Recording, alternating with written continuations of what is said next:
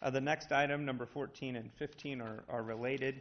Before I get into this, I think we would like to continue the public hearing on the sale of the city-owned property related to the GLD site. This is the former Prince Ag property.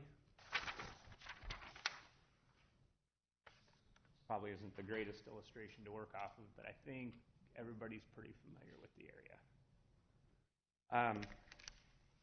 So Prince Ag, the building that's still up, is sitting about in this vicinity. As a part of the 7th Avenue improvements, we need additional right-of-way off the north side. This is all a part of the acquisitions that we've been doing as part of the corridor project. So we have to go through a specific a process consistent with Chapter 6B of the Iowa Code to define values, plat the property, get the appropriate easements, and it's a very specific process.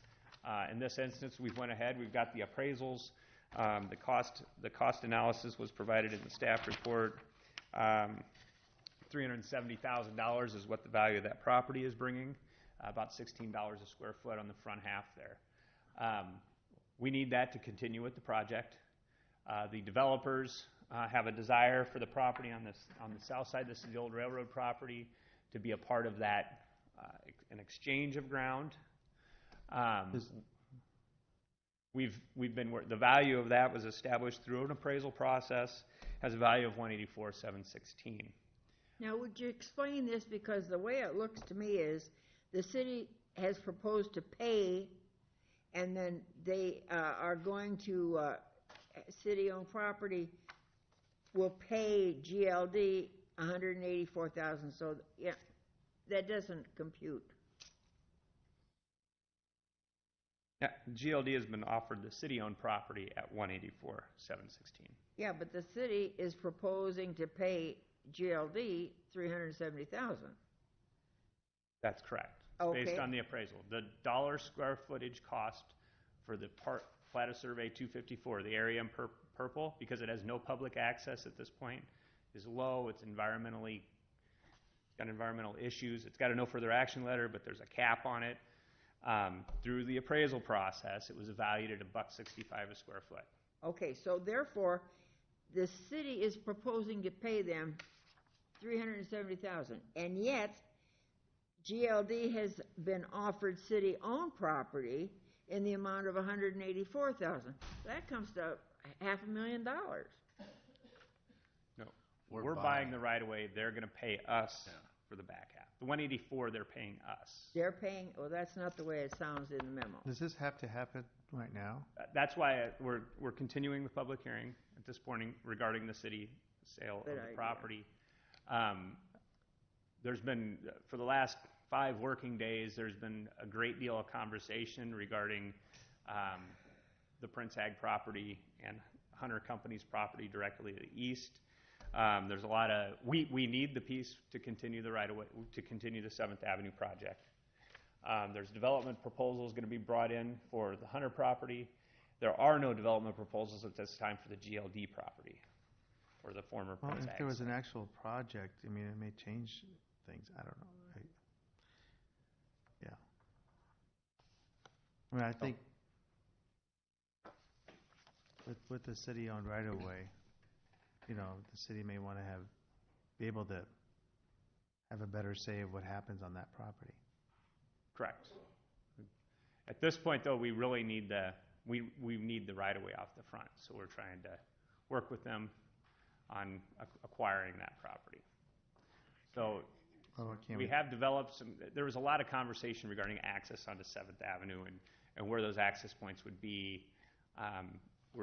Rather than go with a straight purchase agreement, if you recall, the council approved the purchase agreement to acquire the right-of-way at the last meeting. Between now and the last meeting, there's been a counter to that, so there's been additional things happening. So rather than go through all of that right now, because we're, I would say, square in the middle of it, we'd like to continue the public hearing, give us another 2 weeks to go through all of this. Okay. What I suspect will come out of this is, and kind of how we're planning to do this, instead of trying to tie up the purchase agreements with conditions is to actually approve a memorandum of understanding regarding the details of the development of the area prior to doing any sale or purchase of property. So the council will have a memorandum of understanding that will outline different things before we go through with the sale. Does that make sense? Because right now, if we go through with the sale, we've got a purchase agreement and a sale agreement, and that's it. So, more to come. So we'll continue the hearing on Thursday and remove the agenda, or remove the resolution Good idea. approving the sale. Right.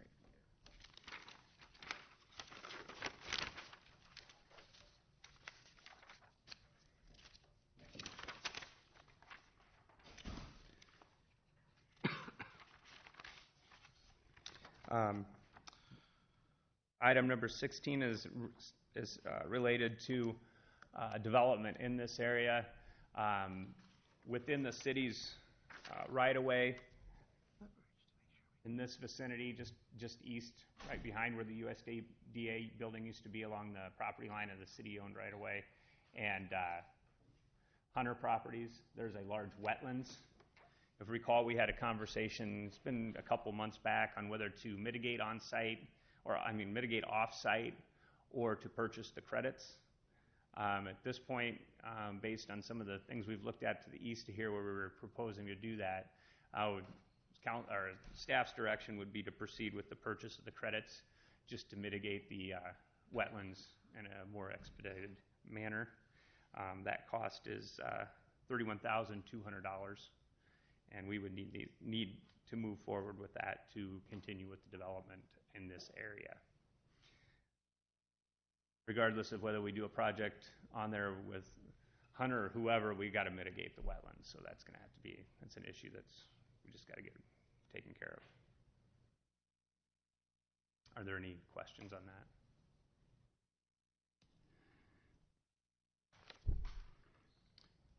And that's all I have. Questions for Tom? Thank you.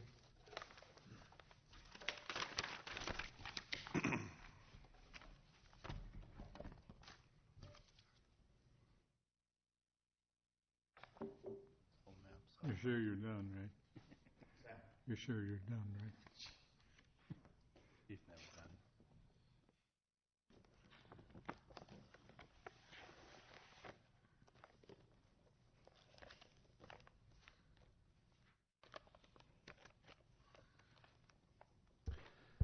All right. This is an item, the first item that I have is to give the council an update regarding parking in the uptown. And this is something that was proposed to the council many, many months ago. And if you recall, one of the things that we asked was whether or not the council had an interest in us proceeding with going forward and doing any kind of a financial analysis on it. We have not yet presented them a counter proposal because I wanted to outline kind of the results of what we figured out with going through and taking a look at this. This is the proposal that would actually involve the acquisition and removal of the Allen Vernon Hoskins Law Office up off of 12th Street and 8th Avenue. And then the investment firm basically presenting the city with a bare site where we could go in and construct a parking lot and then lease it from them for a period of time. There's a lot of pieces that really need to be considered when we're taking a look at a project like this. It's not really as simple as you might first think. And so I've gone through and taken a look at the economics of what we would do, of what would occur if something like this were to happen. Currently, the building's worth $424,000, and the tax estimate for the current year, they'll pay about $15,000 in property taxes. It's 120 by 120 square feet for a total 14,400 square feet, and the expectation would be on a piece that size that you could get anywhere between 40 and 48 parking spaces, depending on how you lay them out. And so those are kind of the parameters that I've used when taking a look at digging into it a little bit further. Their basic lease proposal to us was a lease proposal at $75,000 a year for 5 years. city paying taxes, essentially a triple net lease where we're paying for maintenance, upkeep, taxes directly rather than going through them. We would also then have the costs of actually constructing the lot, and we'd have the option for doing a 5-year renewal. So first thing we had to do was take a look and see, okay, what happens to the property taxes that are paid on that site if the building is removed?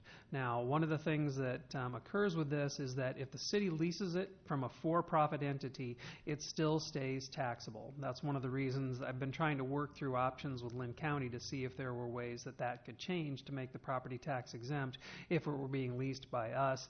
The only way it could really that could really happen is a nonprofit corporation would have to be formed that then in turn would own the property and lease it to us.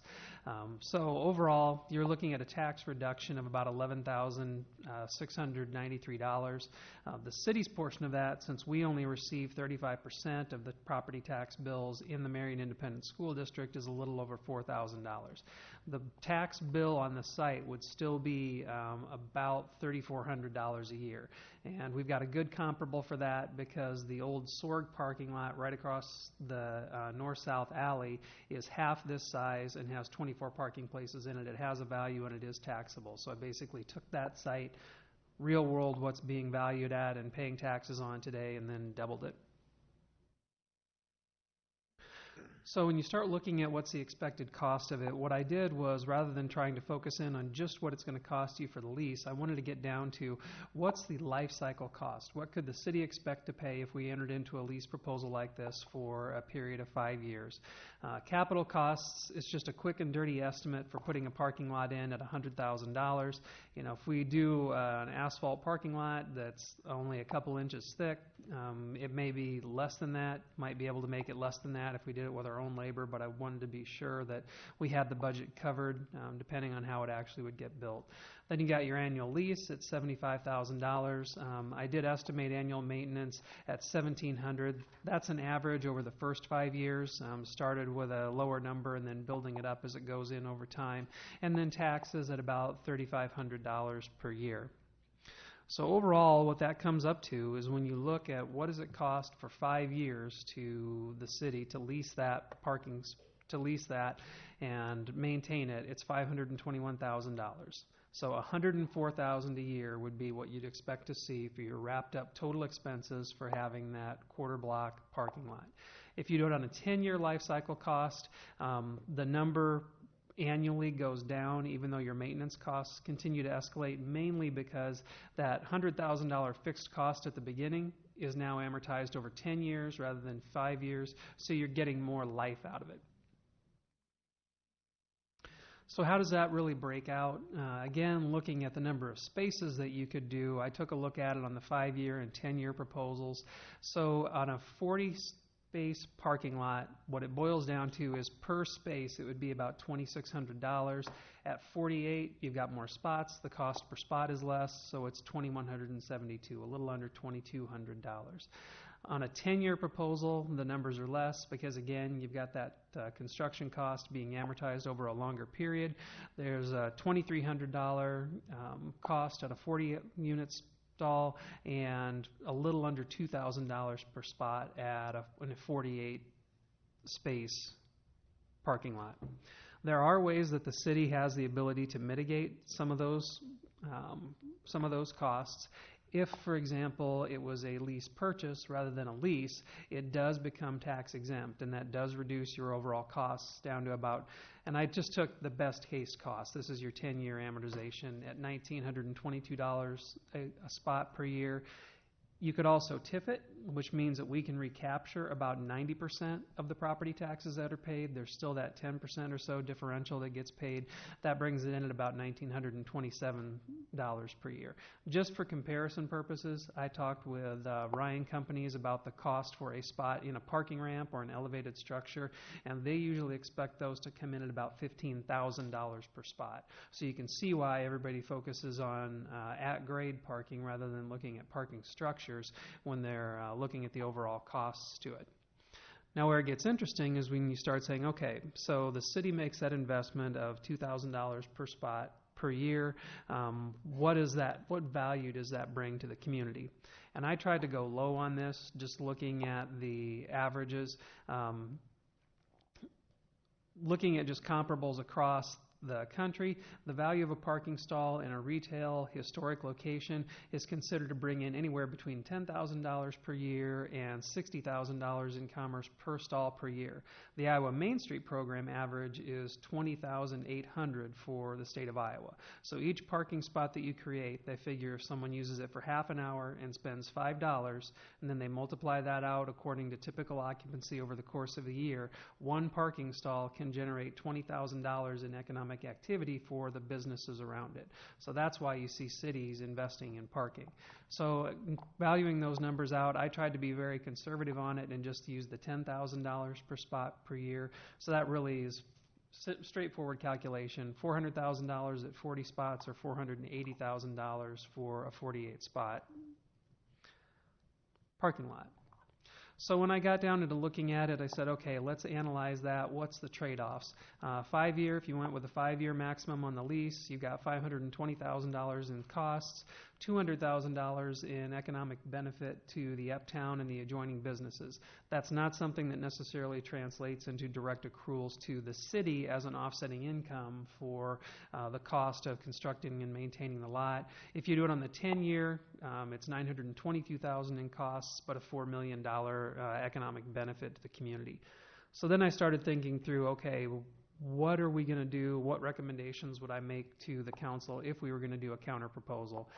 I think 10-year has to be off the table unless it's a lease purchase. If we were to just go out and do a straightforward lease for 10 years, essentially over those 10 years, we've compensated them for almost what I would figure is the entire cost of acquisition, demolition, and we have nothing to show at the end for it as an asset. So if we're going to make a counter proposal, I really think that needs to be structured in such a way that we could qualify for that purchase exemption to take the property taxes off of the property altogether as a municipal asset so that your costs are cheaper.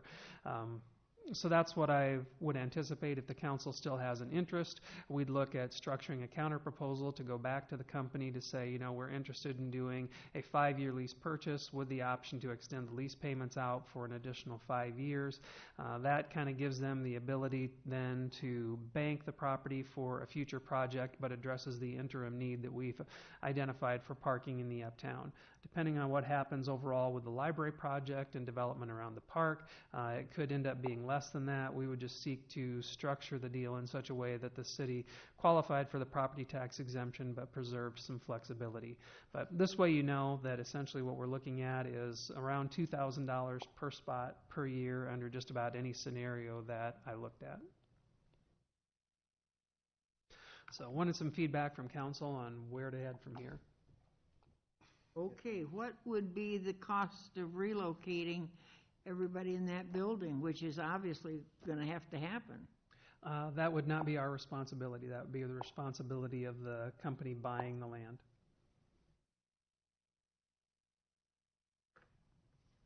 Somehow that does not compute either, because like the house on 15th and 5th that was for sale and they'd already moved and we ended up paying them relocation.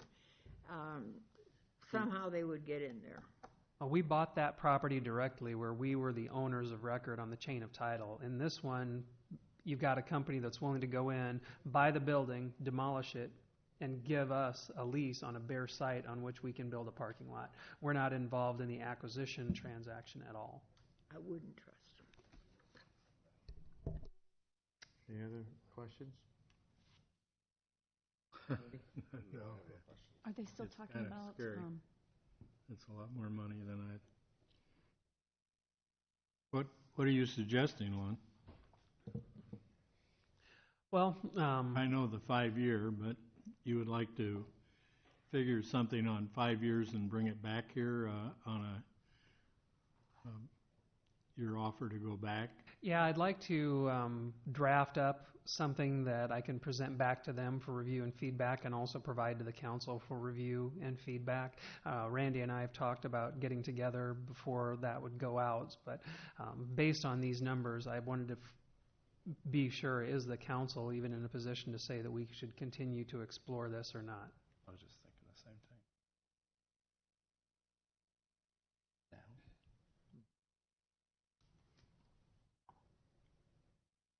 Would the TIF on this, would that be to actually for them to help buy the building, or would that be to actually construct the parking lot? Essentially, what it would be for is for us to recapture the property taxes that we would have to pay on the lot, because the way that they've proposed the lease, we would have a lease payment and we pay property taxes on top of that.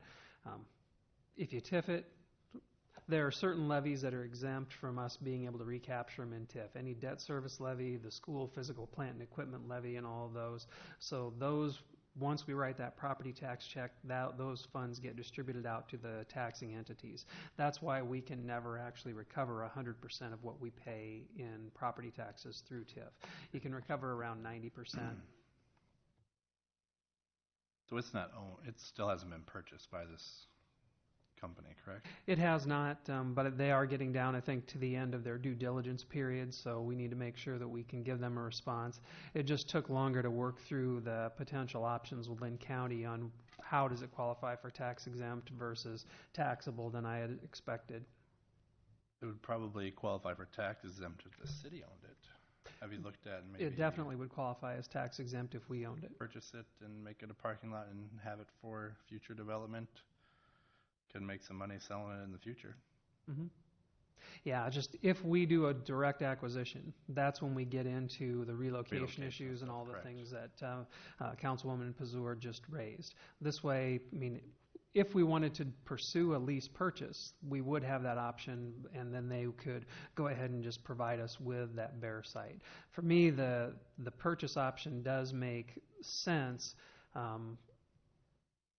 I just think that in talking with the developers, they would like to have some kind of a right of first refusal or a repurchase option at some point that would allow them to do a project there.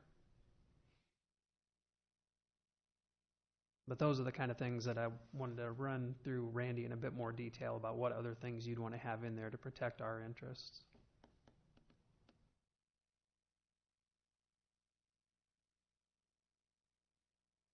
Any grants anywhere?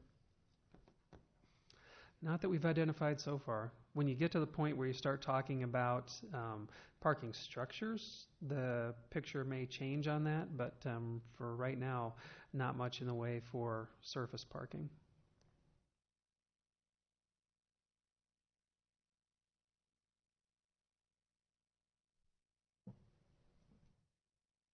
Other discussions or thoughts? Joe, you've been quiet.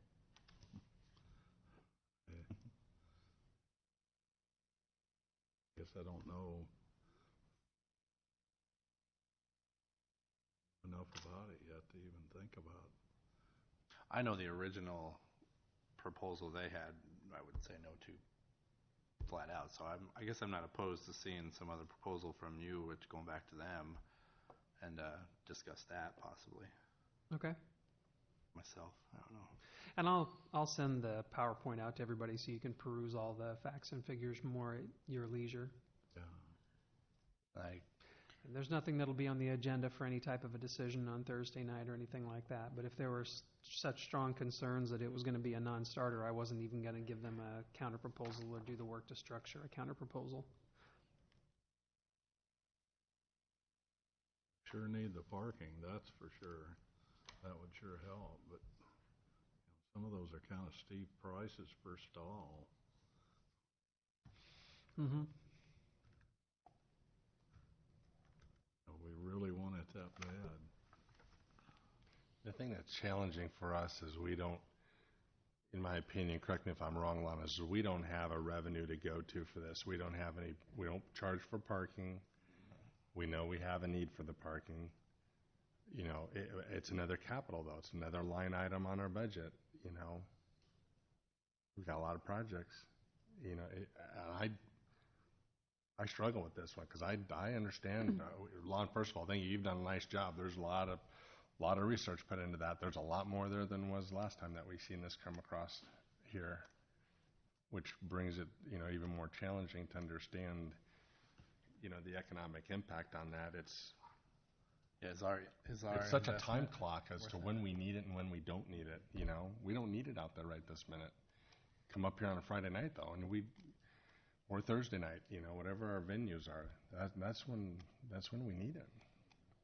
And the reason I've been willing to put the effort into it is because if we do look at this, for example, on a 10-year lease purchase where we're going to own it at the end of 10 years, although it's not scheduled right now, the 7th Avenue reconstruction is going to happen in that 10-year window. And when we lose all of the spots on the 7th Avenue side and potentially the ones on the 11th Street side, we're going to need every single parking spot that we can potentially get. And I don't know when we would have another option to lock up an entire quarter block where we could put maybe as close to as many as 50 spaces in there.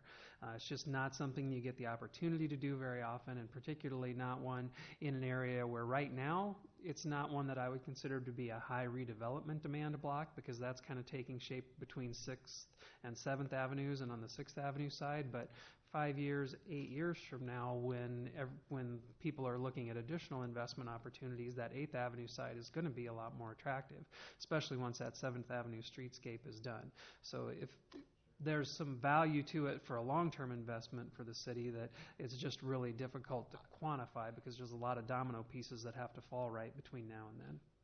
That's the hook that has me, Lon, is what does it look in 3, 4, 5 years from now? Yeah. And I think everybody does. Nobody would have any interest in that property if it wasn't for what's going on uptown right now.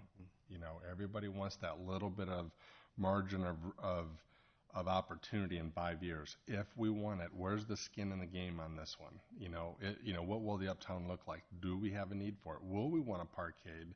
Will we want that footprint for something down the road? Because we're at that crossroads right now, and that's the hook that's got me, is because I don't like leasing, and I know we got a lot of things on the table. I don't lease my car, I don't lease my home. That's my choice. But it's from a city and a municipality. You know, there's time to own and time to lease, and I don't know. I like the bring back that says we have that first option of refusal. Well, I don't like the city being in the real estate business. I think that is a big mistake, in my opinion. Lon, are they still planning on building a structure there? Long term, that would be something that would be a possibility, you know, with how the library project eventually gets shaped up. I do think there's probably only a need for one in the immediate vicinity of the uptown proper. As it continues to develop and we get more of that feel between 7th Street and 15th Street, we could have a need for as much as 3. But if you've got one within a block or a block and a half of any direction of City Square Park, you probably have that need addressed for the immediate uptown area. This site as a quarter block wouldn't be big enough for the construction of one that would circulate properly on the inside without additional property being contributed to it. You'd need more of the block to be able to do it and do it right. Lana, is there any way of building in any type of incentive that would lower the lease amount if there were some type of applicable credits on the backside if future building were to be erected there? Yeah, I think at this point they would welcome any counter from us, so we could structure that really however we wanted to do it. I'm just trying to figure out a way to cost us less up front, but would have incentives in the back side of this thing, so that if they did decide to build there, there's incentive for them to build, to put some equity in it in the community because of some credits, grants, call it whatever we want, that would bring it back in, take care of our temporary need, but yet be an opportunity for for somebody in the future. So it makes it a win-win for everybody. Yeah, because we're basically storing it for them for the future is what we're doing. Well, when you take a look at 104,000, I mean, again, too, he's done a nice job of breaking these down analytically, but when you take a look at this as far as purchase price, I mean, we're pretty much going to pay for this thing in the 5 years.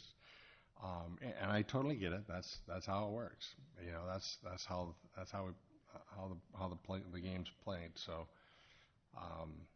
we're just looking for a win-win solution for the city as well as the owner, in my opinion. Yeah, maybe they'll weaken when Lon comes back. Okay, any other I have one other thoughts? thing on parking. Well, are we done with this topic first? Well, I'm done, yeah, I am. Yeah, if there's That- nothing else are from you- council. You're good? Okay. Yeah, I've got more here later, but we got Dr. Shaw here next, so. Sure. What I had on parking was a question, and Dan would know better than anybody. Between 7th and 8th Avenue on 7th and 8th Street on 6th Avenue, where we have all the dirt pile there, is that a big enough area for a pretty nice little parking lot behind Zoe's and by the VIP there? And because we own that land. Yeah, we have a current lot there now that's ours, that's been constructed as overflow for Country Kitchen and for Zia Giano's. I mean, There that's is a pretty another good sized piece. There's of another land. piece there that we're looking at, a trailhead situation or something like that, yeah. And that would be within a block of the city square. Mhm.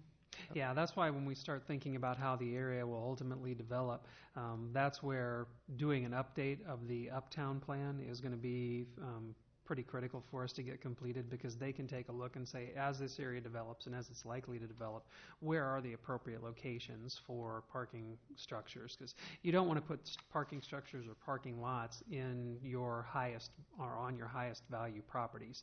That's why when you look at a lot of them, if they're doing an entire block, they'll actually tuck it into the center of the structure and get it away from your street frontage. We just don't really have the expertise in-house to be able to do that. I mean, parking is a very specific business.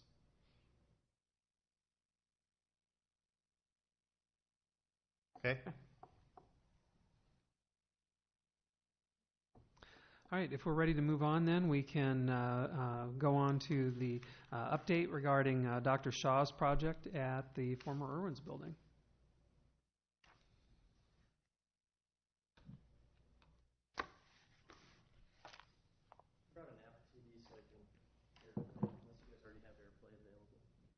What do you need for a connection? I've got the HDMI connector here. Good afternoon, everybody.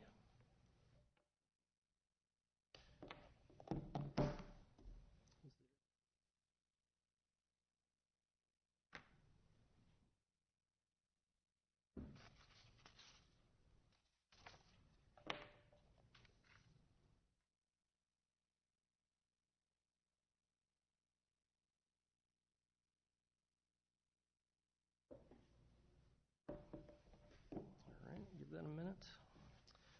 I am Ian Shaw. I've met with you guys once before, presented Irwin's. Once we get this going, pictures speak a lot more. We've run into quite a bit of stuff in Irwin's, though. So some of the issues that we've run into at Irwin's include extensive termite damage, water in the basement, a hole in the roof. I can't hear you. Can you speak Oh, up? sorry.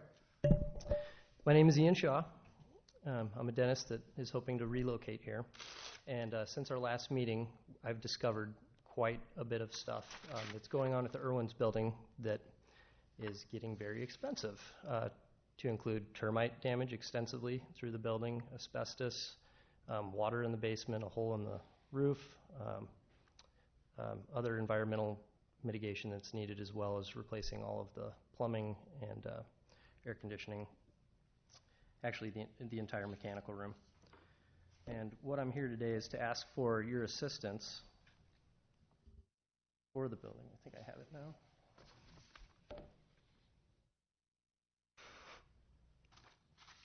I knew I shouldn't have done this.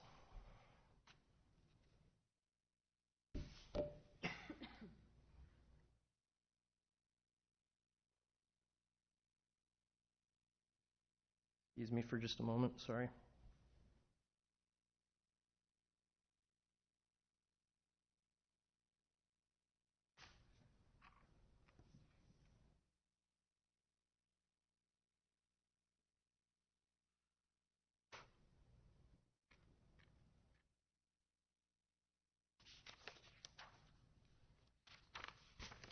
I had my 6-year-old daughter here, she would be able to show me how to fix this.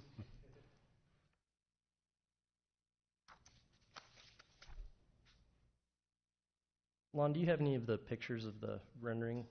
I have one. I didn't know if you had You have the new more that you were gonna 3D print out. rendering I have the one that you sent to Nick. today? Yeah. Might be able to place it right on top here.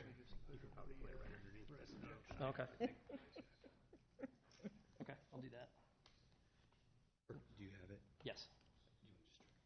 Oh my God, Doug's just gonna take his All right. gun and shoot the whole thing.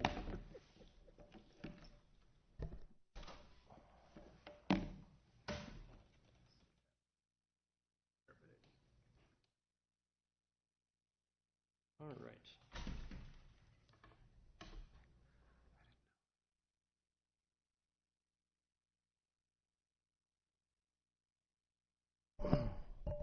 So this is as it looks right now. The inside of the building, it has a really neat 10 ceiling that we plan on restoring. This is a panoramic of the first floor of the main room. Can you guys hear me? Mhm. Okay. Another panoramic. You can see some of the termite damage there. I believe it also continues possibly even to some of the adjacent buildings.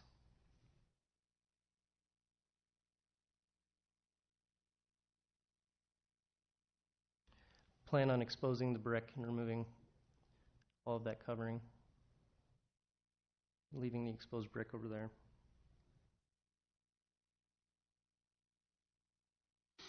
This is the second room on the first floor. The termites came in through here and basically tunneled through.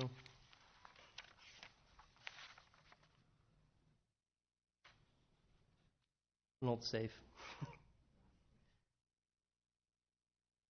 The second floor, this is going to be hard to see.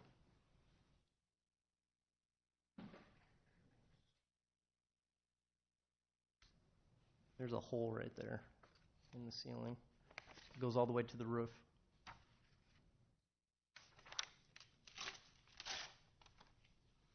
There's another view of it.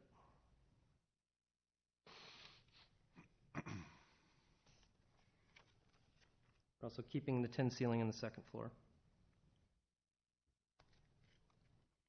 And we have a new revised facade.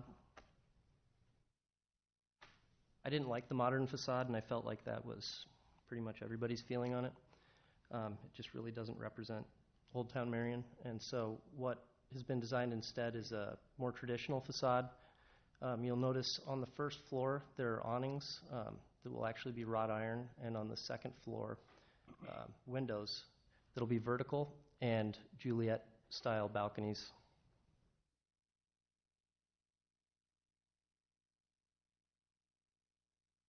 There we go. There's a 3D rendering of the proposed facade. Then do you guys have any questions about the proposed facade or observations or anything? Are those they're actual balconies or? Not weight bearing, they No, would just be decorative. Just decorative. Correct. Is that the actual color? That's the color it's gonna be? I don't think we could pull that off, but I would like to make it lighter brick. So lighter brick, not white or Not a flat white. No, we're going to keep the existing Oh. masonry Okay. that we have in place there.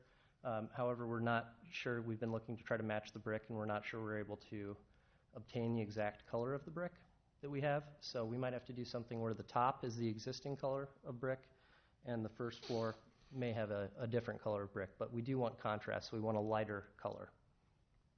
Lighter color than what's there now, or like a Yes, lighter lighter color than what's there now. It's kind of than orange right what's now. on the building now? Correct. That can be done through several different processes. Like what? Acid etching it. There's some polymers that you can kind of paint the brick with as well. Where is your proposed entrance? I don't see any doors there. I still Sure. Right there. Right there. Very good. Thank you. There is the entrance.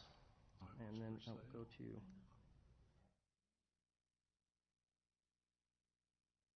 these would be the awnings. These would be the balconies.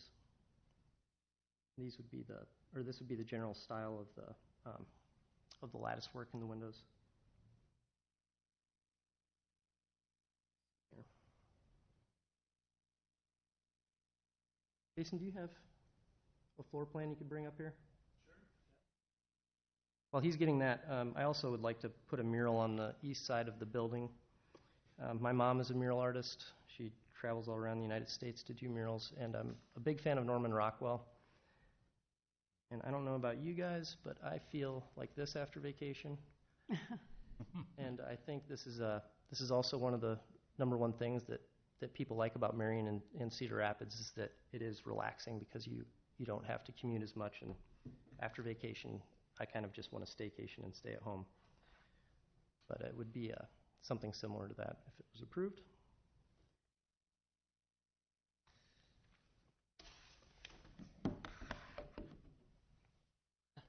I almost pinched this to try and zoom out.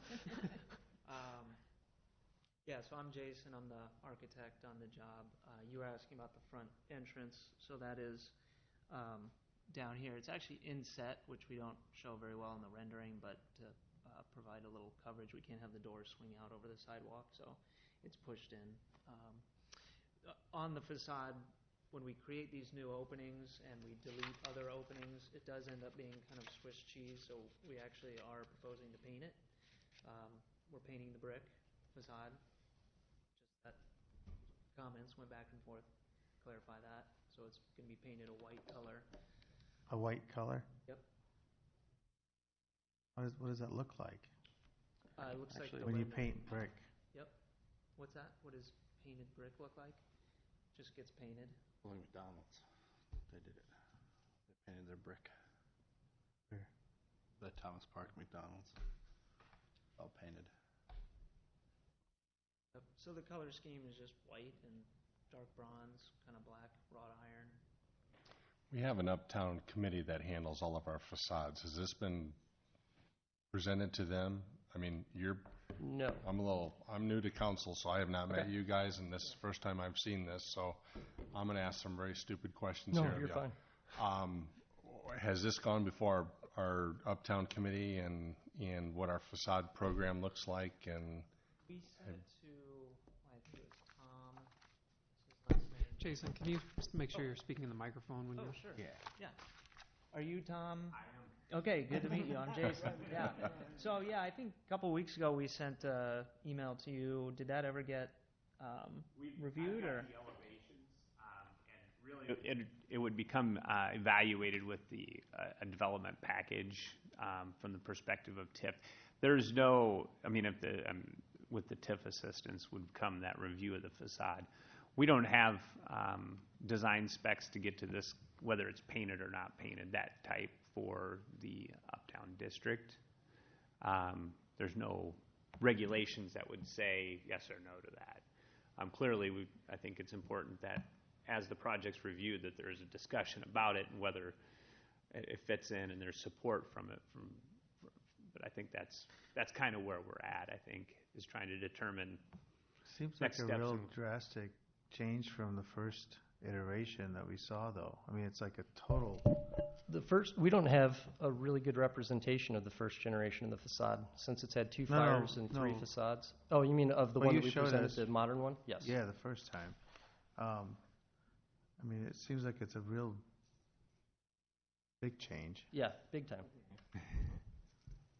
Yeah, so it's different, and that was, there were some comments on, maybe it felt a little too modern. So we know originally this was a late Victorian style facade that got completely ripped off when the new kind of 1950s facade got put on there. The color of brick that's on there now, so this brick on the corner and around to the rear is kind of a historic red brick. Yeah. The color that's on there now is a beige-ish orange, and I don't think you could pick a color that clashed more with the red brick. And so as it is now, it's kind of two time periods colliding. So the more modern design we had that left that brick didn't really address that issue of those two colors. So now with kind of the white, more historical looking facade, we feel like it kind of feels better as the whole building. The parking lot in the back and that actual back facade is white. It's kind of plastered over. So you'd have two sides of the building that would be painted white, and then the red brick, which is original, in the middle there.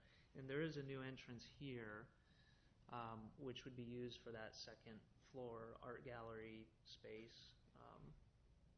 So it kind of, it's its own iteration. It kind of covers up some sins in the past. It's all open to interpretation. So With this picture, it looks really flat, but there will be texture, right? I mean, the white yeah, portion, yeah, it will all be bricks. You right. have So mortar right now it joints. just looks really Yep, flat. but- exactly. We just can't find a really good match for that brick. So we'll just infill it with something of a similar texture on the face, and then when it all gets painted, it'll look like one material. And the mural is on this side with where the red brick is? Correct. It wouldn't be the entire building, but you see how there's a row of windows on the second floor? It would be under that and in between the entrance door and the white part of the building. So when you paint the brick like that, what's the long-term durability of that? What does it look like after 10 years? Or Right. Yeah, so it's kind of like, white stripes on roads. It's a paint on concrete. It has to get updated. Yeah, they make really durable solvent-based products for masonry and concrete, and that's what we would use. But ultimately, just like any paint, there's going to be some upkeep. So.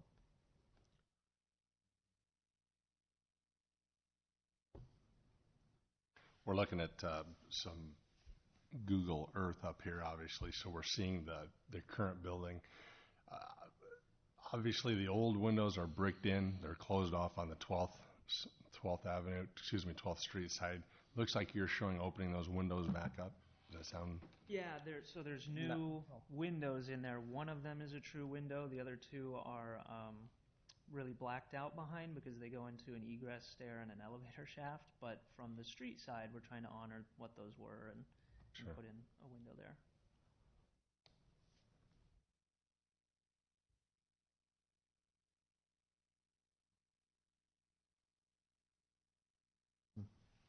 My only concern with painting those is we see that happening up on some of our other historic buildings now up on the, some of those they've been painted numerous times over the years, whether it's just the trim work or, mass paintings of them, but,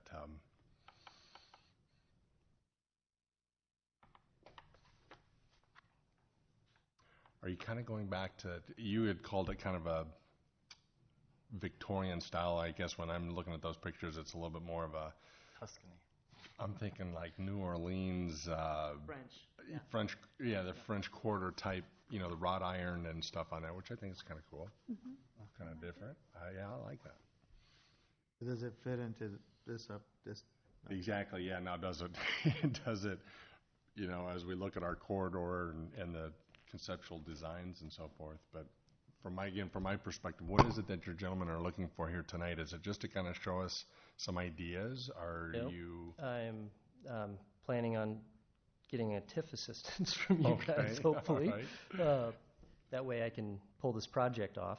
I have met once before. You were not present at that meeting, and we presented a very modern facade. So it was an update to show the difference in the facade. Sure.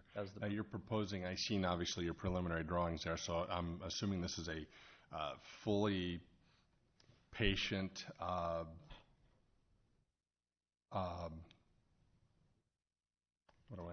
am I looking for here? Completely patients to be served on the first floor for dental work, right? So I'm seeing all of the private suites in there for that. What is proposed on the second floor? Is it administration? Well, the second floor, there isn't a whole lot we're going to be able to do with the second and third floor because of the truss system. Okay. I was hoping to put a rooftop patio on the roof, but it's incredibly cost inhibitive. And what I want to do at the second floor with a family of artists is to bring art in and, for instance, have competitions with high school students, photography. I'm an avid photographer.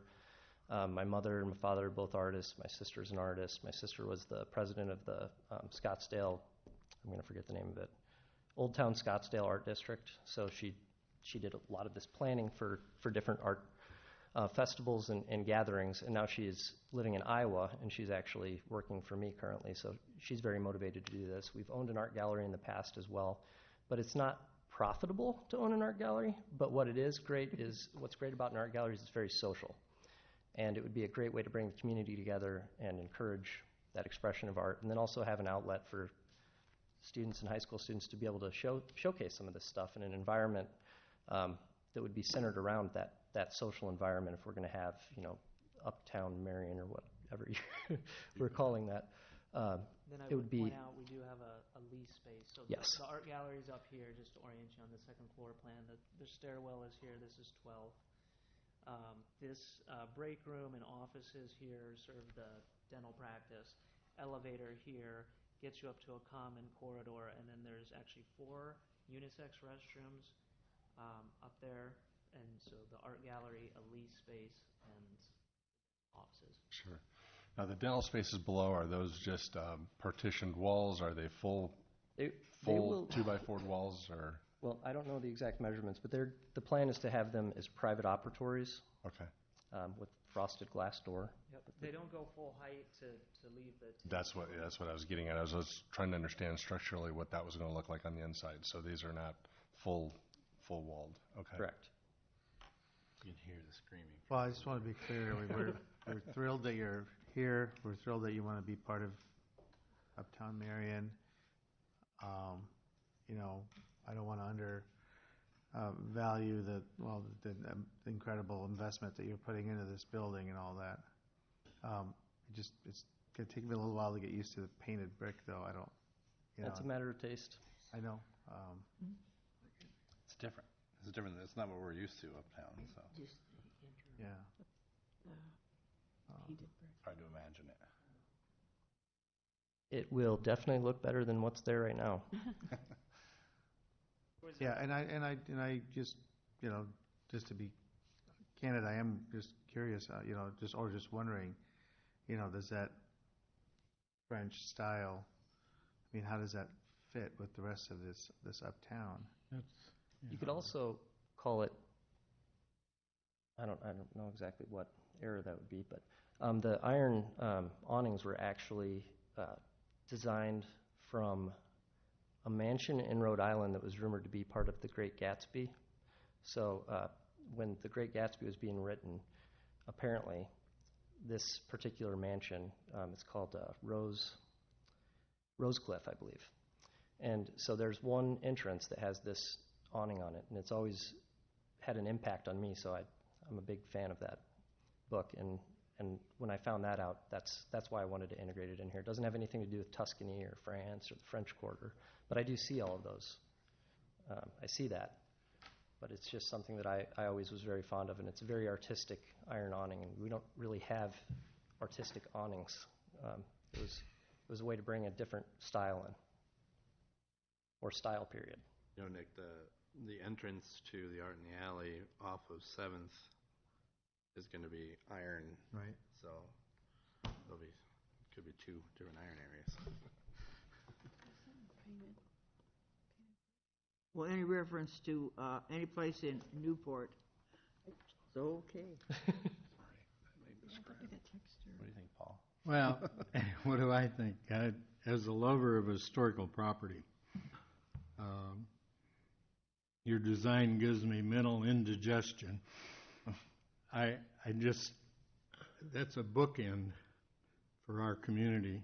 Traffic's going to come in, and white is just going to jump out at it. You're not going to see anything else. And so I don't know. Like I say, I'm Just was looking at brick buildings painted. I'm in a state where I really don't know. Jason, are you aware I of any appreciate what you're buildings doing. around that might have been had a similar treatment that the council members could go kind of see it in the real world? That's one thing I was going to suggest. The rendering does, as to Kim's point, looks very flat, and you don't see the texture, and you don't see how porous the brick is and all that. Yeah, there's a number of them in the corridor here. I could put a list together. The firm I started at, OPN Architects in Cedar Rapids, painted their building, and so they're some of the best architects in the corridor, and they've painted the brick on their own historic building. mainly because the joints couldn't be maintained and it was best for the facade, but it's done in a lot of cases. So. And just Is an improvement over the first modern thing that I saw.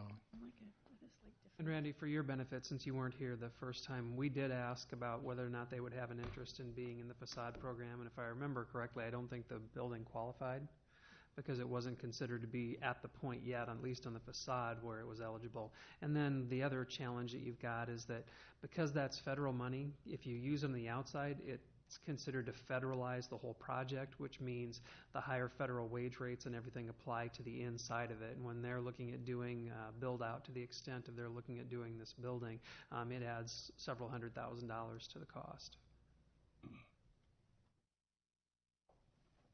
Well, if you're questioning the appearance of, I mean, the downtown has changed so drastically between Phillips and Walgreens and all this that it's not really consistent. So it doesn't bother me. Actually, this looks more old world. I think this fits into Marion better than the other one, probably. Thank you. Okay. So what I'm looking for is TIF assistance in the range of about $250,000. And just to bring the council up to date, we have been working with Dr. Shaw and doing a financial analysis of the building, looking at the breakdown of costs. He's got a substantial amount of investment that's going to be needed just to modernize the envelope because per the terms of the TIF policy, we would not be looking at incentivizing a dental practice just like we wouldn't look at a credit union or something like that where there's already a substantial number of those firms in there. The interest in the city is making sure that the building is modernized. So elevators, ADA compliant staircases, sprinklers, all those types of things that are health and safety improvements and preservation improvements long term for the buildings are eligible for TIF assistance. And I don't know many businesses that would be able to bring that building back to life. It is on its way out. So that is probably the alternative, to be honest with you. You have an existing practice, correct? Correct. And you will be bringing those people. Absolutely correct. It's a high socioeconomic status group of people that will be there during the daytime when there is not a lot of action going downtown. Okay. Well, and they will be bringing their kids and their parents, and they will want something else to do, whether it's eat or shop. We will want something else to do. We don't have anything to do where we are right now. So it appeals to me on multiple levels. Okay. Well, At least 2,000 patients. I think that would be my main concern, that you already are established. Yes, I am. Rather than just coming in and... I've been here for 10 years. What do you feel your total project cost is going to be on this? Obviously, we understand what I feel like we're on Shark Tank here. About $2 million. $2 million total. And that's without the build out or with the build out? That's, pardon me, with the interior. Yep. That does not include everything in the interior. Okay. That's just on the building? That is mostly the building. There is... Besides your own equipment and all that? Yeah. He's talking about like the interior walls? Yeah. Okay, I don't know. All in there. Okay. Yeah, that's everything. Okay, that's okay. Yeah, that's all part of the build out. Not equipment. Okay. So, Lon, what kind of TIF were you looking for? What would you think it would look like? We've run a couple of different scenarios on it. All of them have been in the range of around 9 to 10 years with a minimum assessment on the building, looking at 90% for that length of time. So what they're proposing to do, though, is going to greatly increase the property value.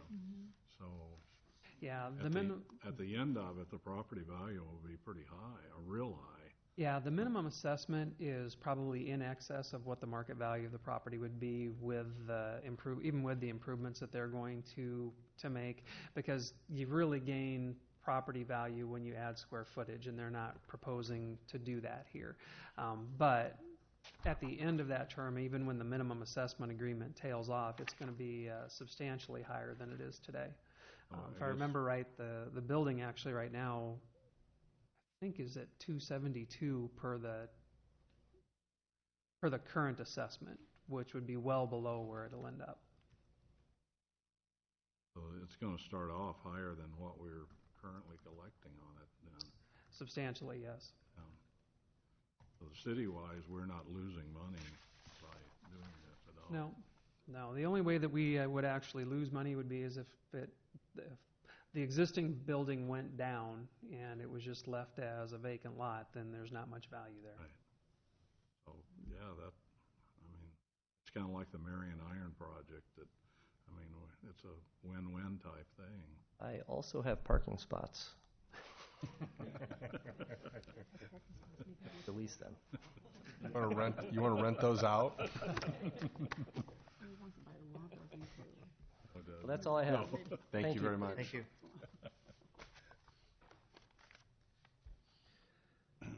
Next. Thank you. I will, but I don't know what Terrell's got to present. He's got exhibits.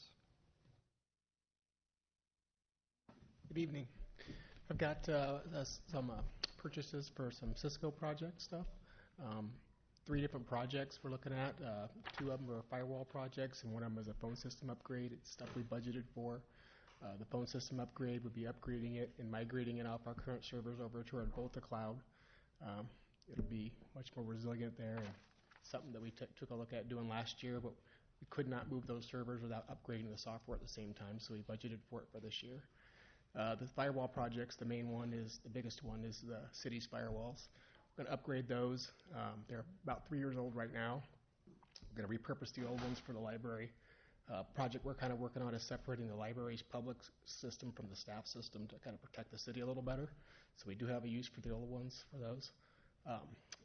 In addition to replacing the firewalls, we're going to take the firewall services that come with it and build the server structure and take the flat 1 zone right now and build it into 3 zones. So we can take our confidential data, our New World system, our databases, and put them in a secure area, and then our web servers in a much less secure area, and have that middle zone for our staff, the usual file server and your usual stuff.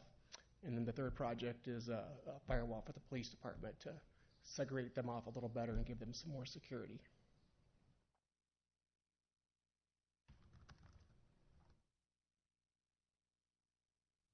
Does the city actually own that hardware, or is that? Yes. It's not something that Volta leases back, Not buys and leases to. Yeah, not in this case. With the server cloud, we do it it's more like a service type thing, but with this equipment, we're purchasing it. So in 3 years, will we need to do this again? Hopefully not. I think these will last a little longer than 3 years. Okay. The current ones are a different brand. They're a little more obscure. We found harder to support. We found them, they fail, and they're sitting out in Volta, so if they fail, we have to go out and physically unplug them. They've been kind of troublesome, so I feel a little more confident having them at the library, because they'll be there where we can get access to them if we have trouble. We'll just really configure one and make the second one a backup, ready to go, kind of a hot spare.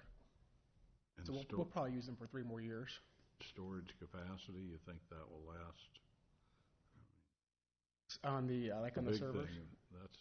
Thing, you're buying storage capacity too, or data storage. Oh, we've already purchased that within Volta, so we make payments on that monthly. Okay. Yep, and we've got enough capacity right now to put this over there. So yeah, yep. I monitor it pretty regularly, so. So this, if I understand this correctly, you're saying that this also updates the PD. I thought we just updated the PD not too long ago. Well, they got a new building, and we put a lot of new equipment in there, but the only segregation between them and the rest of the city was what's called a network switch, and there is an access control in there, but it doesn't really provide what we need for criminal justice system compliance. It doesn't provide logging. It's not a true firewall. So we took a look at that last fall with Marco, our network engineer, and analyzed, okay, what can we do to prevent that? If we were to get a breach within the city, we don't really have that protection we need to keep that information system over there protected. So, okay. So that's a little less expensive than the big project. So it's one of those things. We actually just looked at a kind of a mini CGIS audit last I think it was April or May, and they didn't hit on a lot of the stuff they could have. It was kind of mini, but that's one of the things they did hit on was that segregation of information system for the police department. Okay. And we're like, okay, well, we already budgeted for that. That's good. Sure. Yep. Perfect. Thank you.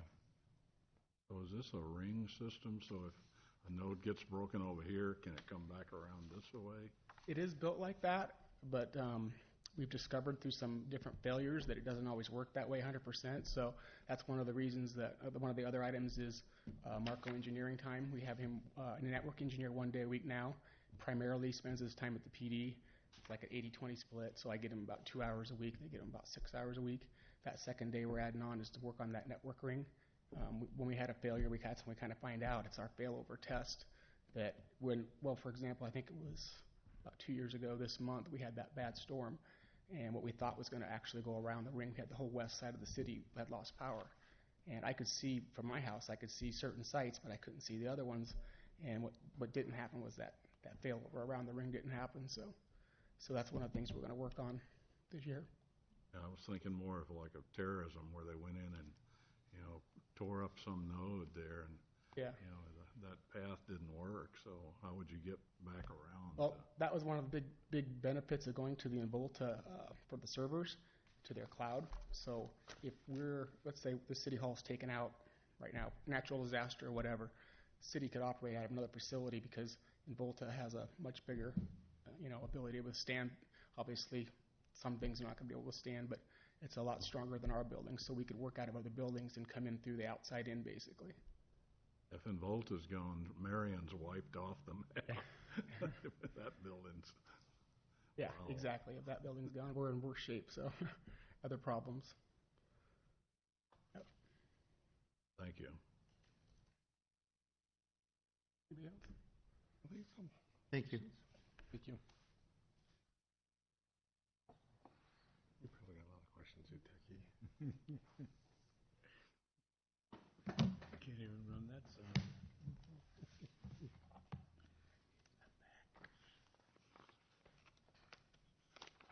All right.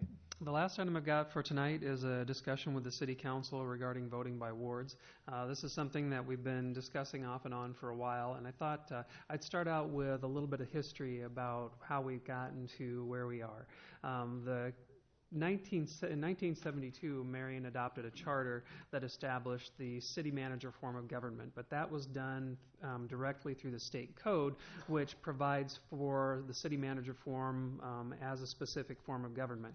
In 76, we went one step further, and the city of Marion adopted a home rule charter, which is what gives the city a lot of the flexibility that we enjoy today for being able to do things that may be more restrictive from state code or get into areas where the state code is silent. And at the time that we adopted that initial charter, the Code of Iowa specified that you had a mayor who was a voting member of the council and 6 city council members, along with 2 at-large council members and 4 wards. There was a menu then of 4 different options that the city had the option to choose from for how those ward members were elected. And Marion went with option B. I'm sorry. B2, which said that you had to have equal population ward requirements with residency requirements for the members. And then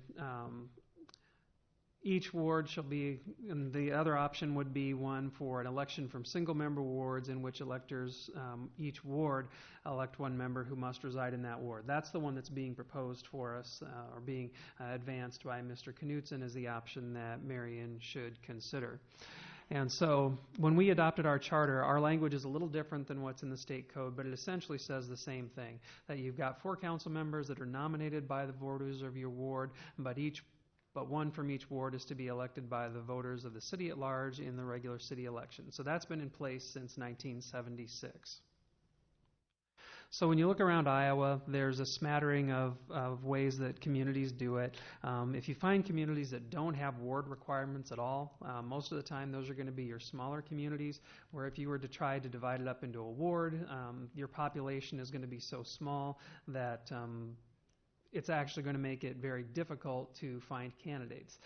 If you can imagine a city of 2,000 trying to divide itself up into 400 or 500 person wards, and then the number of people in those wards who are actually eligible electors, meaning they have to be of voting age, you can get your number of potential people who could be on the city council in a ward can dwindle fairly quickly. So Marion's current system has been in place for 40 years. We have had occasions where the census has resulted in boundary changes that have moved council members out of the district. That happened with former Councilman Crawford, in that he was elected. The 2010 census occurred, and the boundary changes that we made in working with Lynn County actually resulted in him being outside of the ward that he continued to represent.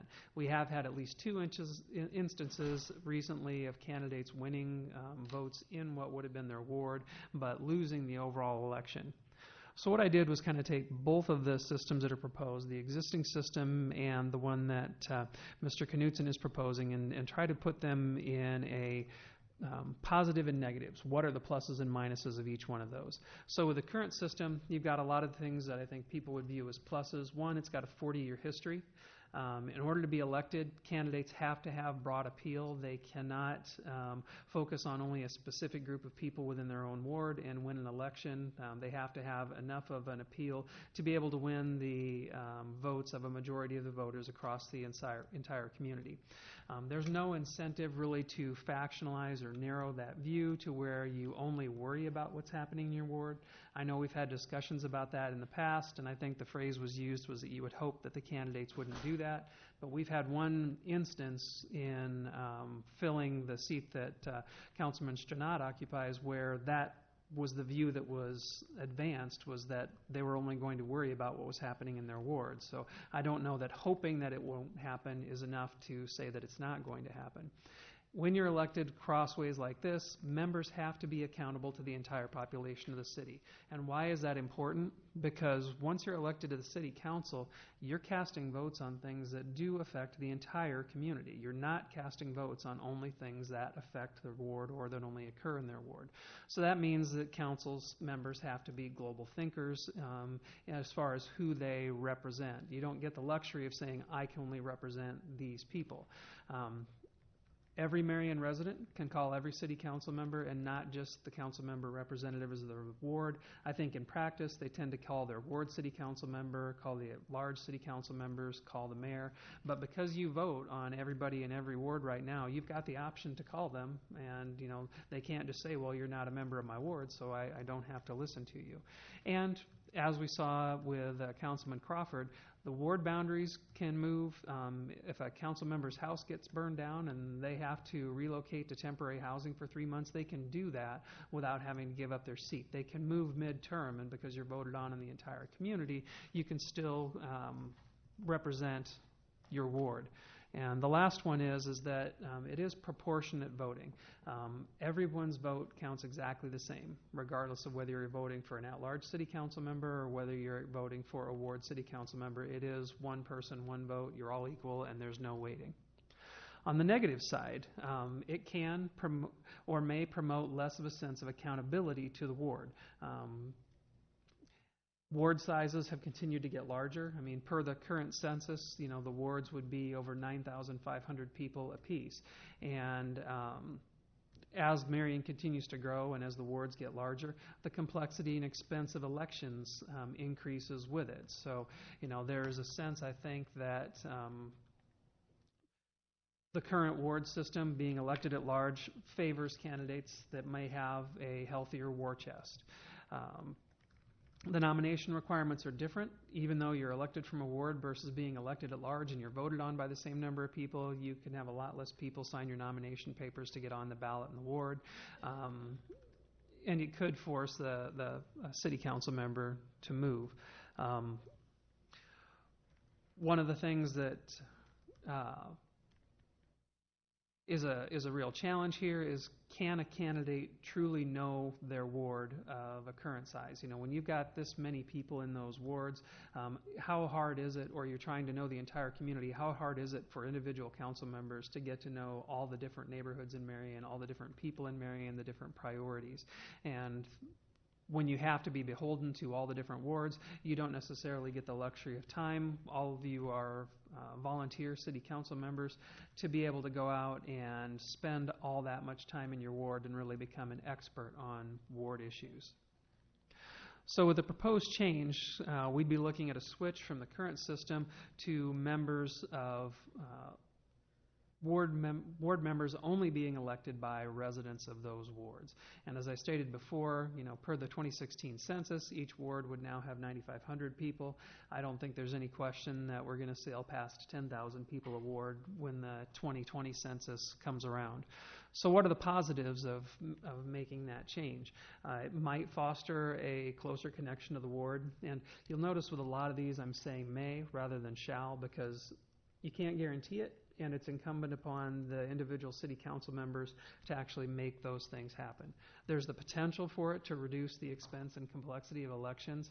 I think, frankly, that's probably been overemphasized or overhammered a little bit, because when you're doing an election in a city of 10,000 versus a city of 40,000, there's going to be a difference in the expense related to doing the elections. And as elections get more professionalized, when you look at our larger neighbors or the larger communities like Des Moines, it may take $75,000 to win a mayoral election. That's just a function of the size of the community. It does provide some alignment with the sizes of the ward as far as the council member being able to actively manage or wrap their heads around the issues that are going on in that ward. There are some voters out there who like that idea that when you're voting for your ward candidate, that your vote matters more than it does for the at-large candidates, because it takes fewer votes to get them elected. There's also perception that it could reduce influence. It's been stated several times that, and even in the letter that Mr. Knutson submitted, that there's this idea somehow or another that one small motivated group of people can somehow influence the elections across the entire community. I think, frankly, that's actually more likely to happen when you have a ward, because a small organized group then only has to influence a much smaller number of voters.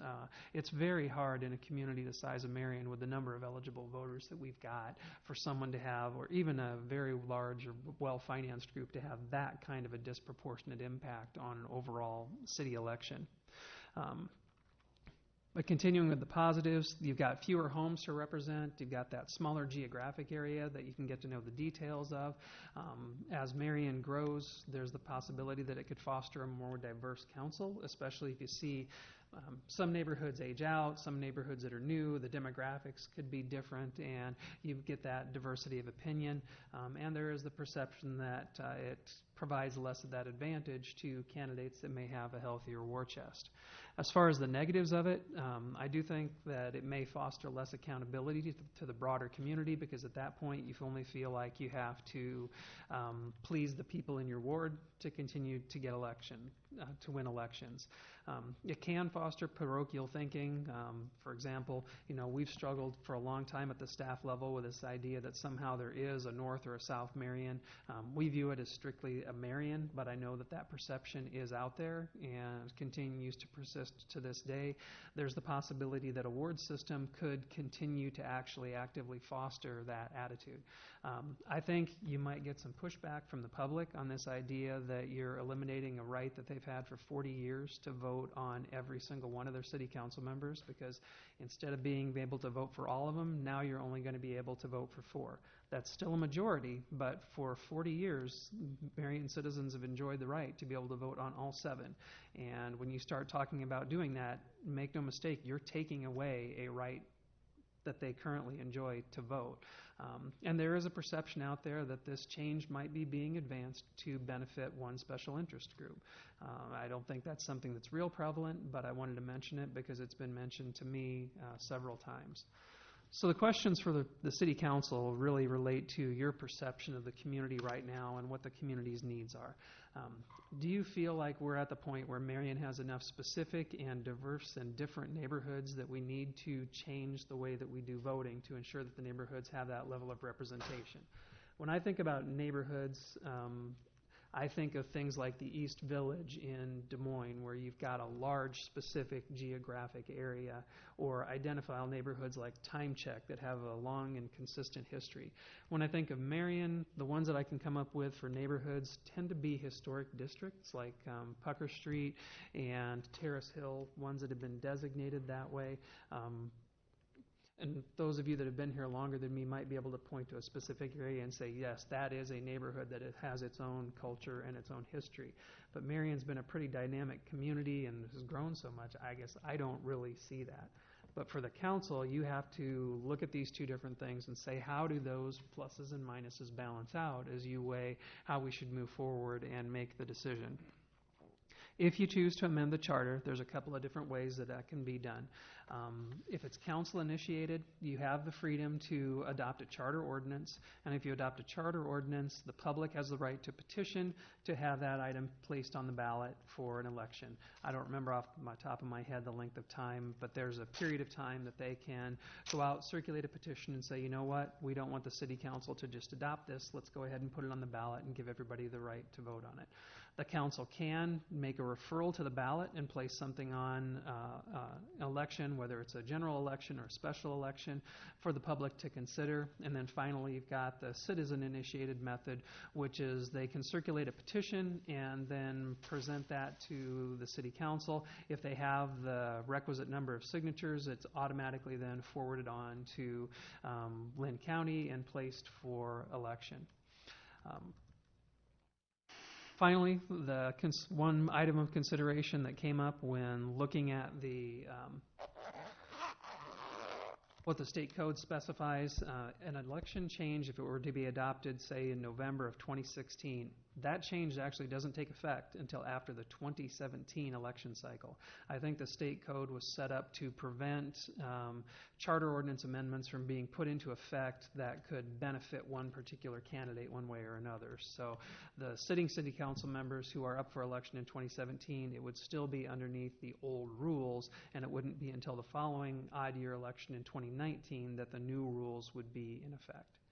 So just a couple of things for consideration for council. One of the things that we've been pressed on a lot is, why weren't we giving answers? Why aren't you answering these questions for me? The hard part of it is, it's not the city's prerogative to provide free legal advice for residents that have questions about every point of law. The city attorney works for the city council, and his prerogative is to provide legal information for the city council to use, not to answer the legal questions or provide legal opinions for every citizen that comes to you with a question. The other thing that I wanted to clarify is, we keep getting these questions about, I brought this up in November of last year, why haven't you acted on it? We prepare our work plans a year in advance, and some of the things that you're seeing with the delays in projects for things like Mr. Smith's request, the TIF policy, those are things that have gotten thrown at us in the middle of a year where we actually have a complete work plan already adopted, and we're trying to get those tasks done. So when these kind of things come up that require a substantial investment of staff time and or dollars from the legal side, they're very difficult to fit in. You know, while you have citizens that may feel very passionately about something like this is the reason we do strategic planning, because we have to work in an 18 to 24 month time window. And those types of things, they can come up. The best time to consider it, unless it's something where somebody's going to get hurt or killed, is to just say, okay, we'll put it on the list for discussion for inclusion in the next strategic plan. But in this case, because it's an issue that is time sensitive, if you want to try to get something on the ballot before November, council would need to take action on it in August in order to be able to get that item placed on there. So we wanted to carve out some time to try to get back to council and give you a presentation on this. I've tried to be even-handed on this. I do have opinions about one system or another, but I've tried to keep my opinions about this out of this because it's an electoral issue for the city council to decide. Ultimately, you know, my responsibility is to work with whatever election system the council chooses to adopt. If you ask my opinion, I will tell you, but I don't have a professional recommendation for you at this point, because I really feel that decision about how to move forward needs to be made by the city council. Thank you. Comments? Thoughts? Well done. That was a lot of work, Lon. And I know we've been pressed to get a lot of information back on that, and we want to do our due diligence. And that was a huge education for me. So thank you very much. That time was well spent. Well, a little bit of history, because I was on the council in 1976 when Home Rule went in. The reason primarily, the whole thing was at large was because the population was so small that it was a way to get voters out. But it's what had been the whole city's worth in 1976 is now what each ward is. So, and that's where the difference comes in.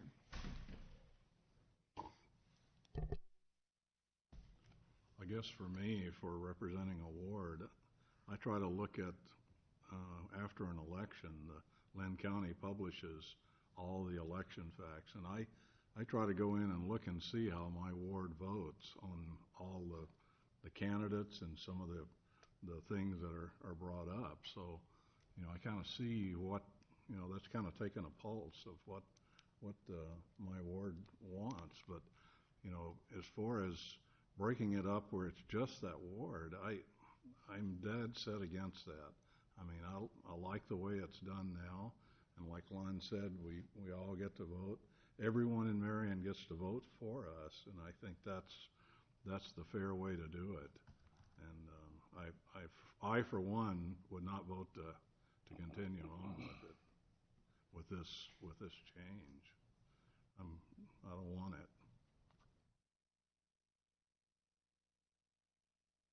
I guess the main reason I wanted to put this up here is because the council was given a sense of urgency in some of those letters saying that you needed to have it on the ballot this fall so that it could take effect in the 2017 election.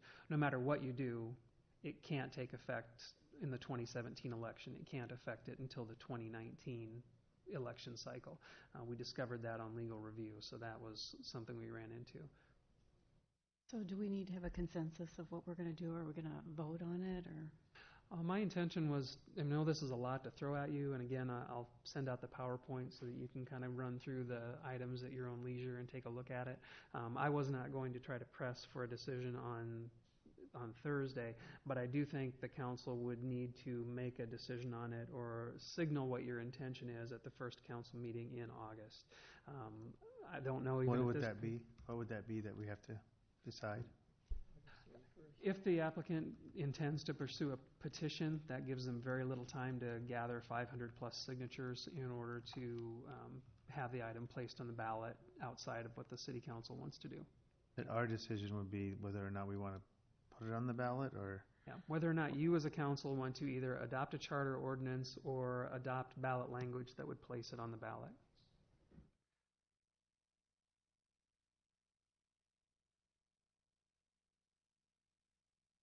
Yeah, I guess, I go back to what I said when we talked about this a while back. I mean, I don't know what the right answer is, but it seems to me that this is not a decision you just sort of have a discussion for a few minutes about and decide, okay, we're going to, I mean, this is changing your charter. It's changing your constitution for your city. It's changing 40 years of how we've done things. It's not a decision you just do that hastily. That there should be discussion. There should be more, studying. I don't know, other input. It should be an educated decision based on real thought. And I'm not saying that we haven't thought about it. I think everybody's probably thought about the issue, and I don't mean to, imply that people aren't thinking about it. But I mean, there should be more give and take on it, more, it should be a well-reasoned decision. Because it's not something you do every day. You're not going to change your charter every day. So that's just my thought on it. I don't know how you do that, if we have a committee study it, or, again, I'm just thinking out loud. I don't, However, 40 years ago, there were railroads running through town. 40 years ago, there was no Highway 13. Things change, and I guess you have to change with it. I mean, to me, it doesn't matter because I'm not in a ward. Paul, however, would have to worry about 2018. No, I'm not saying it shouldn't change. I'm just saying Yeah, I know. It's a decision that should be made after much study and thought, rather than just, having a discussion in a meeting and saying, okay, we're going to do this. There are communities in the area. I think Iowa City, for example, at least for a while, they had to convene a charter review commission like every 4 years, where they had to do that. When Cedar Rapids changed their charter to go from the commission form to the city manager form, they built in a review after 5 years to evaluate it and make sure that it was yielding the results that they had really wanted. If you choose to go that route, then you appoint a charter review commission, but if you're going to go to that step of appointing a charter review commission, you probably really want to have them take a look at the whole thing to see if there's other adjustments that should be made, rather than just looking at one little issue or one narrow issue. I won't say it's a little issue, one narrow issue like this one. The problem I have with this concern that's coming before us is because in the conversations that I'm having by the individuals, it seems to be they're all of the discussion is tagged with the result from the past. And I'm a little concerned with that as far as, are we changing this for the better of the good, for future, forever and ever, because it is a charter change? Or was it because it just strictly wasn't an outcome that individuals didn't want on a last election, a previous election, et cetera, et cetera? So does that change the course of this? Joe, I'm going to stand with you. And I'm going to stand with my decision that I told these folks as well, too. My vote will not be to amend or to change our charter. And I've made that very clear to that group that is coming before me during our office hours on Saturday. That's why we have those. That's why those discussions are being had. And I'm going to stand to that. Yeah. So I'm standing with you on that. And I understand that we need to review it, but in the next 4 to 6 weeks, what do you review? What is it that we're looking for? What is that needle in the haystack that we're trying to change? I don't disagree we shouldn't or shouldn't, but it's unless there's a valid reason to change it, I don't understand why change is needed. As a whole, just like you said, Mayor, we represent the city. We all represent the city as a whole. We do have to go back to a ward at some point to say what is going on within that. They do need, and we do need representation in that, but we work and move as a whole. We all must do that. And so I would agree if we need to do some research, but if we're being pushed, I'm not saying we're being pushed to a timeline, I'm just simply saying there's nothing here to sway a change in my vote on that. I did just want to point out you all received a copy of a letter that Mr. Knutson submitted. In that letter, he does have the full list of reasons why he's advocating for that change, so you can see everything that he's put together for his rationale for why that change should occur. I'm not for this either, but this kind of reminds me of the Lynn County Supervisors, which they're getting a petition for that. So maybe if they want to get a petition, that's fine. That gets the word out, then people start asking questions. So maybe that's the education process. Yeah, if there's a petition and it goes to a vote, obviously if there's enough people out there that want to vote on it, we'll vote on it. But I would not vote to change it either. And it kind of goes back to what I've said to several of you up here and some other people too, is we are getting larger, but we're not to the point where we've gotten so large that Randy and I are fighting over some new business coming to our ward. It's not going to affect our ward if we're not that size yet. That's the thing. Is that now? As large, Right. however large the city gets, we still have this. We're still one city with the same interests. We all want our city as a whole to prosper. It's not like a city trying to draw business as opposed to another city or another area of the state, or trying to get whatever state funding for something versus another part of the state getting funding. We are one city. We have one interest. We have one concern. It's the well-being of our city and our citizens. Mm-hmm. And to validate or put into law divisions, to me doesn't seem to be too prudent. that we know that there's thinking in some people's thinking. There are, differences and divisions, but, I'm not for putting those in stone in terms of saying, yes, there are divisions, or, as we heard Jeff Schott say, and he's the state expert on these things, he said this system allows every ward to be represented, but, the whole city then votes on those ward representatives, but it still ensures that every ward is represented on the council. But then once you're on the council, you're making decisions for the entire city. And frankly, there are probably plenty of people, residents in Marion, who live in one ward and have interests in other wards. They might own business. You might live in Ward 1 and own a business in Ward 3. You might live in Ward 4 and own a business in Ward 1. You might live in Ward, whatever, own other property, rental property somewhere else in the city. We've not had a council decide to do it the way we're doing it. The people voted on it. And I think if whatever action we have, we need to do it in a timely manner, as Lon said. If Mr. Knudsen or some of the people that have called me, and maybe some of you, are really interested in getting it on the ballot, it takes not many signatures, 505 or something. And let the people vote on it. I mean, this council's never voted on it. We're going to express our opinion. People voted it the way it is. If they vote the way they want to keep it the way it is, that's fine. If they want to vote to change it, that's fine. But I don't think it's a decision that we should make. I don't think we should. But I do think that we need to do whatever we're going to do in a timely manner. So we do have a group that wants to do something. They have time to do it. And just a clarification, the ordinance that adopted home rule was not voted on by the public. It was voted on by the city council as an ordinance.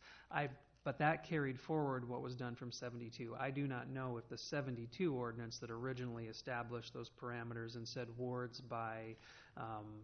that was voted on by the people. The 72 I one? remember that election. That one may have been. Yeah. I would just hate to see it change and have someone get elected from a ward and all they cared about was their ward and nothing else and no other area. That just...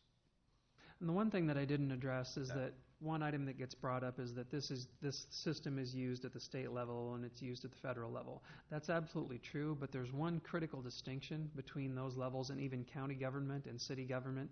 City government in Iowa is nonpartisan.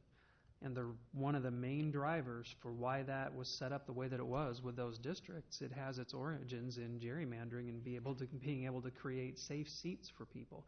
But it was also intended to establish so that one political party could not exercise influence and take over all of the wards simply by splitting up and dividing up the ward boundaries to their advantage.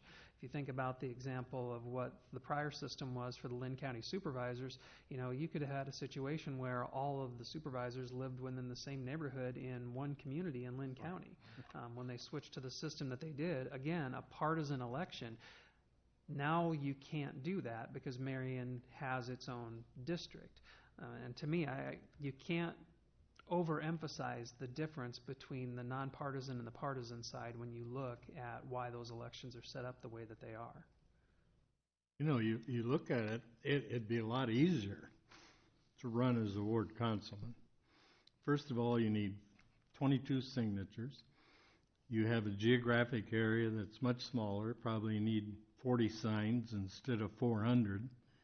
Probably costs a fourth of what it costs to run now. So that advantage is there. You have the same representation. You're representing the city. So selfishly, if someone were thinking, and that could be the thoughts behind this, that's the calls I get anyway, that it would cost a whole lot less money and be a lot easier. You only have to walk your ward. You don't have to go out in the community. It's a lot easier on the candidate than it is at large, you know. So that's an advantage to whoever is running that for ward council, I think. And I can only really, I mean, a lot of the things that you get talked about with this are speculation. This could happen, that might happen. I can only relate it back to my experience having worked in a community that had wards with council members elected by wards. And one of the negatives that I saw that I didn't put into my presentation is that when it came to things like capital projects, there was definitely a tendency to want to serve the ward, which meant that, you know, there was sometimes some vote trading going on behind the scenes. You support this project in my ward, I'll support that project in your ward. And that's what I mean when I get to this idea that they weren't necessarily thinking globally about what was best for the entire community, because resources were getting dedicated towards those projects, but those might not have been the one that had the most positive impact overall for the community.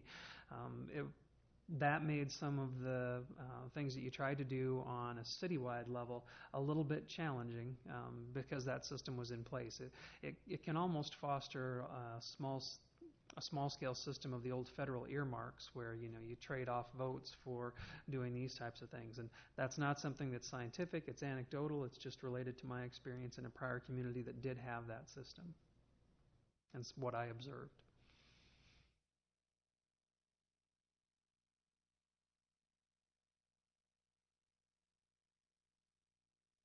Like I said, wasn't planning on scheduling anything for Thursday for an up and down, but definitely would want to take the conversation back up in August. I mean, we really just need to decide, does the council want to either put it out to a public vote or adopt a charter ordinance to initiate the reverse referendum process? Those are the two actions that the city council could take. If you choose not to do either of those, then the potential petitioners would still have the option of putting a petition to place it on the ballot. Okay. I, for one, I think you guys are busy enough, so I would say don't do anything. And if they want to petition it, let them go. But I know a couple of you feel that way. I just don't get the sense not everybody's really gone on record yet to say one way or the other. So. I don't want any more phone calls. I tell them, all of them to call Paul. We have all of our interested citizens. Thank you very much. Yeah. Okay. Okay.